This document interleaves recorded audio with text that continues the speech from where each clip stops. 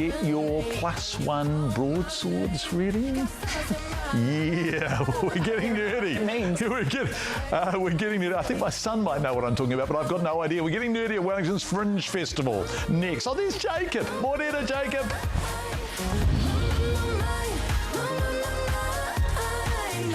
And so we're just going to change the tone a little bit before the 8 o'clock news. Yeah, so we're talking orcs, dwarves and ogres. Just some of the characters you may encounter if you play Dungeons & Dragons, a tabletop role-playing fantasy game that was first invented almost 50 years ago.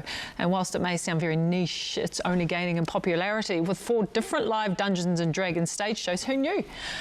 They're on at the moment at the capital as part of this year's Fringe Festival, which, despite level 2 restrictions, is still forging ahead. So we've sent our Wellington reporter Jacob Johnson to see how it all works. Morena, Jacob. Morena, J-May, yes, that's right. Normally I'm Jacob, but this morning I am a wizard, and I have joined Jared, Morgan, Wedemu and Jules, who are part of the Diceratops Dungeons & Dragons group as part of their Don't Dream It's Ogre stage show. Now, guys, in layman's terms, can you please tell me how Dungeons & Dragons works? Jared. Right, well, it's a role-playing game. Everyone in the game takes on a character, like a wizard or a cleric or a thief or a fighter, something like that, and then we go on imaginary adventures together.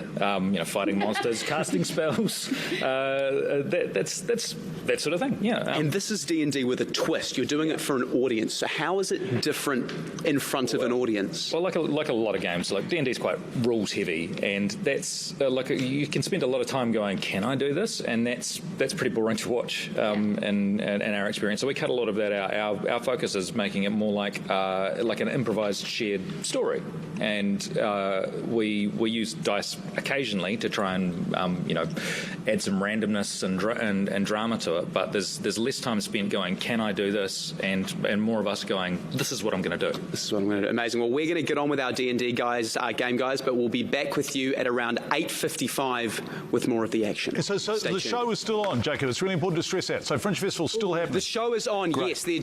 Yes, they're doing shows every Saturday as part of the Fringe Festival. Great. Thank you so Jacob. much. Thank you. Okay, we're doing pretty well because it's only 1 minute past 8 in Dera. So go us. TVNZ On Demand. Kia ora and all, welcome back to Breakfast. We'll head back to the capital now, where our Wellington reporter Jacob Johnson has been playing the role-playing game Dungeons & Dragons, but with a twist. As actors take to the stage to perform their quests in front of live audiences. And Jacob joins us now. Morning, Jacob. Same thing. Good morning, guys. Yes, that's right. Look, we're just coming to the end of our quest here. I'm with the Diceratops Dungeons & Dragons group here, and this is part of their Don't Dream It's Ogre stage show, which is on as the Fringe Festival. As you can see, this is my little character here, and I'm about to face the ogre, and I'm with Morgan, who's the dungeon master. I'm about to do my final roll, and he's going to explain how this will all work. So, Morgan, I'm going to roll. What's going to happen? Okay, so it all comes down to this. The Dream Ogre is challenging you, Jacob, to perform a flawless live cross to breakfast television. If you can pull it off, he will fade into non-existence. But if you fail, it all comes down to the roll of this dice. So let's make a roll. If it comes up high, that's really good.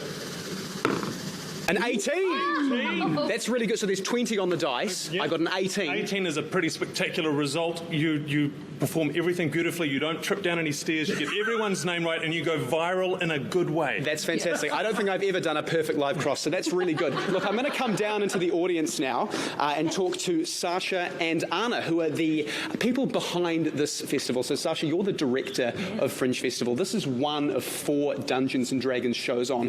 What else does Fringe have to offer?